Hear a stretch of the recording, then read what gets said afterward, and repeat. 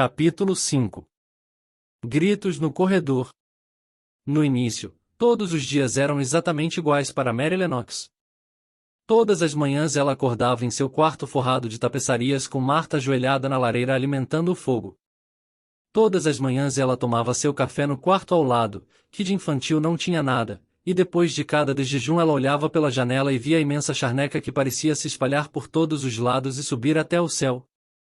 E depois de olhar por algum tempo ela percebia que, se não saísse, teria de ficar ali sem fazer nada, e então saía. Ela não percebia que aquilo era o melhor a se fazer, e também não sabia que, quando começava a andar mais rapidamente ou quando corria pelas calçadas e pela alameda, seu sangue lento se agitava e se fortalecia ao enfrentar o vento que soprava da charneca. Ela corria apenas para se aquecer e odiava o vento que rugia, batia em seu rosto e a segurava como um gigante invisível.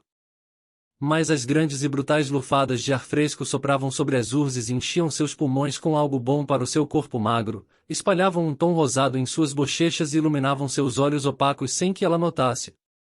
Depois de passar alguns dias quase inteiros ao ar livre, ela acordou certa manhã sabendo o que era estar com fome. Quando se sentou para tomar seu café da manhã, não empurrou o mingau com desdém, mas pegou a colher e afundou nele, e comeu até esvaziar a tigela. Cê mandou ver hoje, né, não? Observou Marta. Está com gosto bom hoje, disse Mary, um tanto surpresa consigo mesma. É o ar da charneca que dá espaço no seu estômago para os alimentos, continuou Marta. Para sua sorte, cê agora tem comida e apetite. Tem uma dúzia lá em casa com estômago, mas nada para colocar neles. Continua brincando lá fora todos os dias e cê vai botar um pouco de carne nesses seus osso pontudo. Eu não brinco, disse Mary. Não tem nada para brincar lá. Nada para brincar! Exclamou Marta. Nossas crianças brincam com pau e pedra.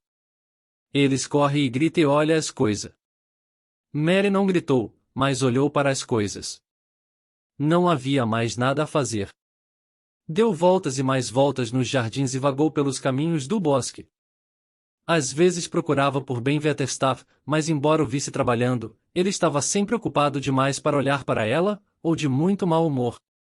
Uma vez, quando ela caminhava em sua direção, ele pegou sua pá e foi embora como se quisesse se afastar. Havia um lugar que ela frequentava mais que qualquer outro. Era a longa calçada ao lado dos jardins cercados de muros. Havia canteiros secos de ambos os lados e a era crescia densa contra os muros. Em uma parte da parede, as folhas verde escuro ficavam mais densas do que no resto.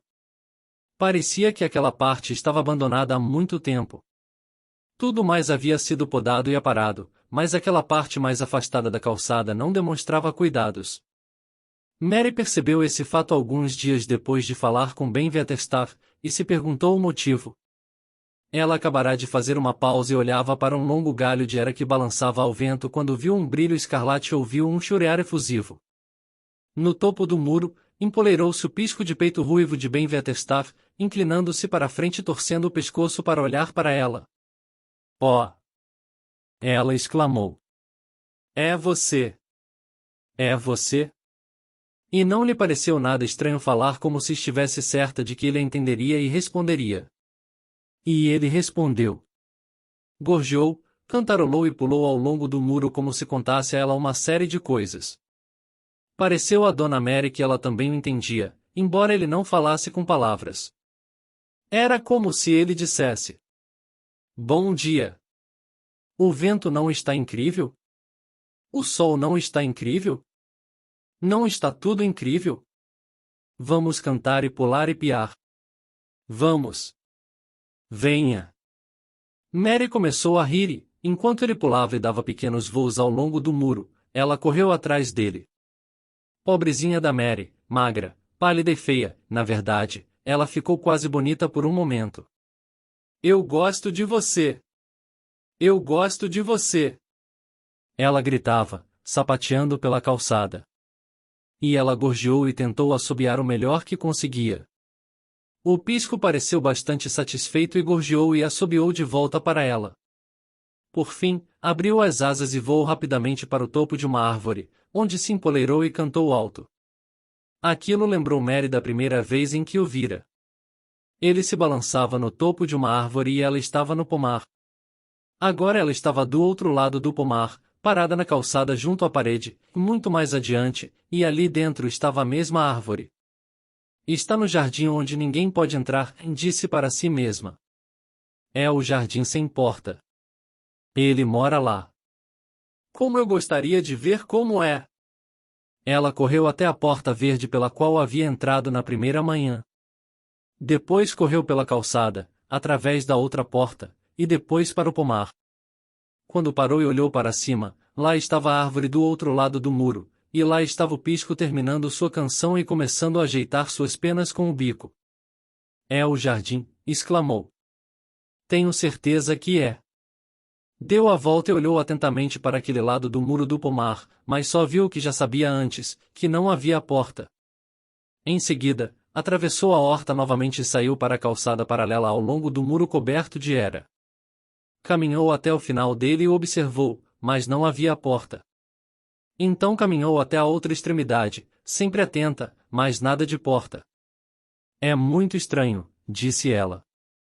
Ben Veterstaff disse que não havia porta e não há mesmo. Mas 10 anos atrás devia haver, porque o Sr. Craven enterrou uma chave. Isso deu a ela muito em que pensar, tanto que começou a ficar bastante empolgada e a sentir que não lamentava mais ter vindo para a mansão Misselthwaite.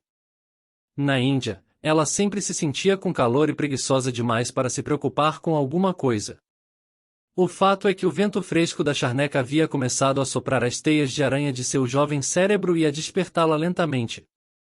Ela passou quase o dia todo fora de casa e, quando se sentou para jantar à noite, estava faminta, cansada e satisfeita.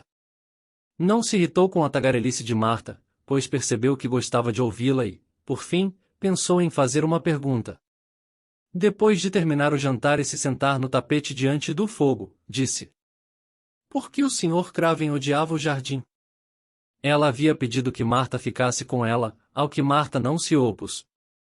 A criada era muito jovem e estava cansada da sua cabana lotada de irmãos e irmãs, e achava chato ficar no grande salão dos criados no andar de baixo, onde o carregador e os serviçais ficavam cochichando entre si e zombando de seu sotaque de Yorkshire. Marta gostava de falar, e a criança estranha que viverá na Índia e fora servida por pretos era uma novidade interessante para ela. Marta também se acomodou sentada diante da lareira, mesmo sem ser convidada. Você ainda tá pensando naquele jardim? Perguntou. Eu sabia. Também fiquei assim quando ouvi essa história da primeira vez. Por que ele o odiava? Mary persistiu. Marta sentou-se sobre os pés, bastante confortável. Ouve só o vento uivando em volta da casa, disse ela. Você mal conseguiria ficar em pé na charneca se tivesse lá agora de noite. Antes, Mary não sabia o significado de uivando, mas ao ouvir o vento logo deduziu.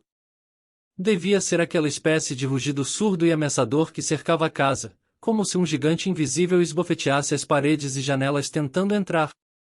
Mas estava claro que ele não conseguiria entrar, e de alguma forma, ela se sentia segura e aquecida dentro de um quarto com uma lareira de carvão em brasa. Mas por que ele odiava tanto o jardim? Insistiu, depois de ouvir o vento. Ela queria saber se Marta sabia. Então Marta desistiu de sonegar informações. Cuidado, disse ela, a Sra. Medlock fala para ninguém comentar sobre isso. Tem muita coisa aqui que não se pode comentar. São as ordens do Sr. Craven, que diz que os problemas dele não são da conta dos empregados. Ele ficou assim por causa do jardim. Era o jardim da Sra. Craven, que ela fez quando se casaram e ela adorava aquilo. Eles costumavam cuidar das flores eles mesmos.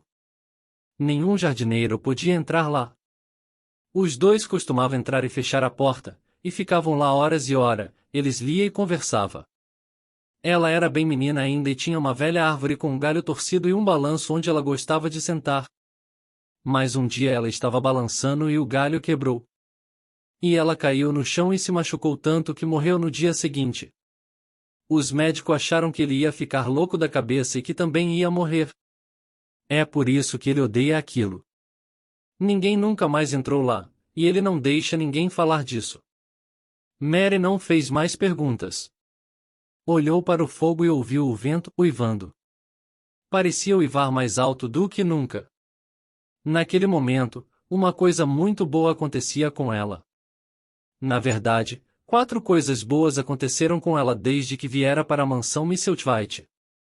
Parecia que ela e um pisco haviam conversado. Ela correrá contra o vento até seu sangue esquentar, sentirá uma fome saudável pela primeira vez na vida, e descobrir o que era sentir pena de alguém. Mas, ao ouvir o vento, também ouvia outra coisa. Não sabia o que era, porque a princípio mal conseguia diferenciar do próprio vento.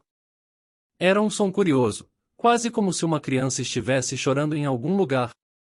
Às vezes, o vento soava como o choro de uma criança, mas agora Dona Mary tinha certeza de que vinha de dentro da casa, não de fora. E estava longe, mas dentro. Ela se virou e olhou para Marta. Você ouve alguém chorando? Perguntou. Marta pareceu confusa de repente. Não, respondeu ela. É o vento. Às vezes parece que tem alguém uivando perdido na charneca. Tem som de todo jeito. Mas ouça, insistiu Mary. Vem daqui de dentro, de um daqueles longos corredores. E naquele exato momento uma porta deve ter sido aberta em algum lugar, pois uma forte corrente de ar soprou ao longo do corredor e a porta do quarto em que estavam se abriu com um estrondo. Quando ambas se levantaram, a luz se apagou e o choro ressoou por todo o longo corredor, mais nítido que antes. Ouviu? Disse Mary. Eu disse a você. Tem alguém gritando, e não é um adulto.